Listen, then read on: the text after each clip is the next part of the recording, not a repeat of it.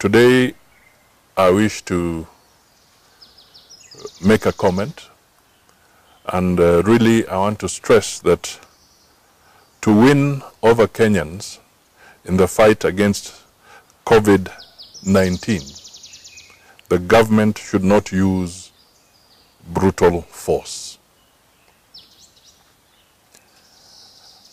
I join myself with sober voices that have raised concern regarding police brutality in the effort to enforce the coronavirus COVID-19 curfew.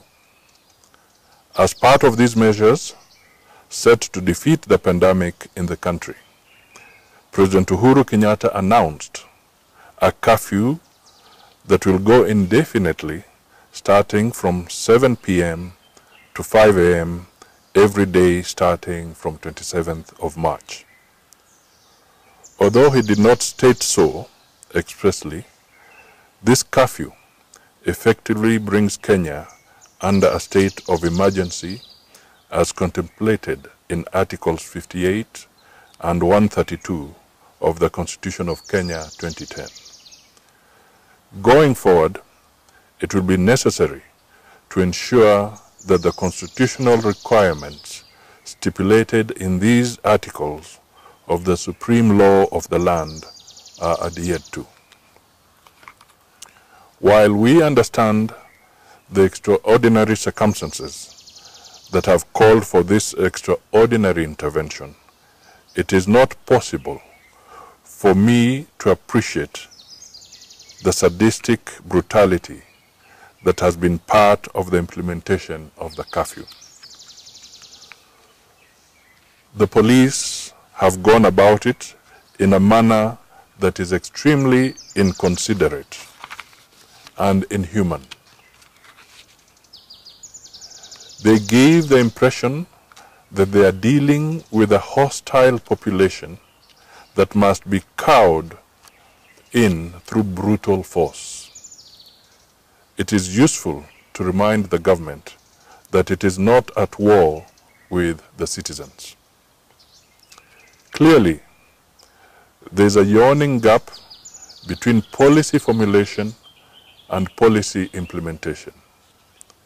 The brutality that we have seen, especially in Likoni, is a reflection of failure to plan for the curfew.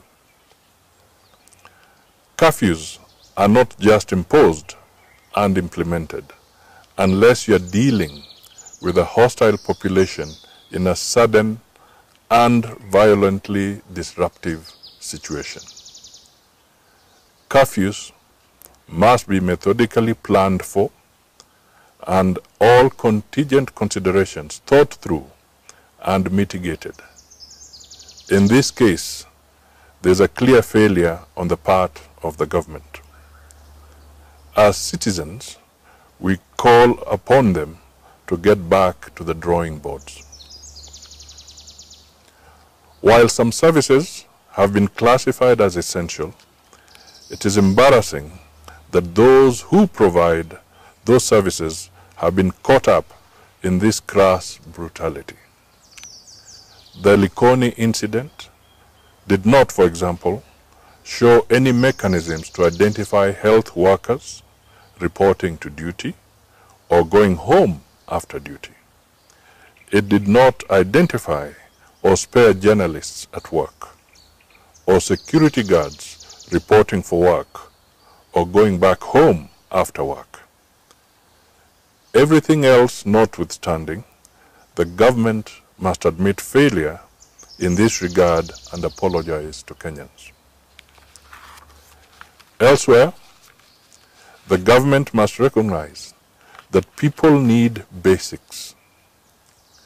Other countries where partial or complete shutdowns have been effected show considerate thought about the welfare of the people.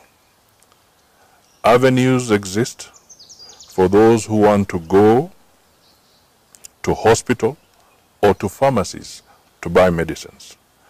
There's room for those who want to exercise or to take a safe walk. without jeopardizing the efforts to fight COVID-19. It is regrettable that in the Kenyan case, security agents have thrown a huge blind blanket over everyone that they find outside. This is wrong. Going forward, the government must seek to win over Kenyans in the effort to arrest COVID-19. It bears repeating that the country is not at war with another country or with rebels from within. We are fighting against a deadly virus. We need each other. We all need to embrace some tolerable levels of empathy in our circumstances. People must eat, for example. They are not going to sit in their houses and wait to starve to death because they have heard there is a virus. What is the state doing about their food crisis? The curfew has also paralyzed public transport. Some people waited at bus stops for as many as 4 hours without transport. How do policemen look at the watch, see that it is now 7 p.m. and suddenly descend on stranded commuters with brutality? The mismanagement of the curfew is a reflection of the thinking deficit in government. President Uhuru needs to get his team back to the drawing board and get them to come up with people-friendly interventions that will help defeat the virus. If he does not have the right people, he must shake up his teams to inject in them the sophisticated efficiency that the times we are going through demand. It cannot be business as usual. Meanwhile, I hail all those Kenyans who are abiding by the guidelines that have been provided in the war against COVID-19. Let us all do our very best to meet these requirements for our own good and for the good of everybody else. The government, for its part, must remember that it needs our support in this war. It must refrain from any temptation to dehumanize and brutalize us. Thank you.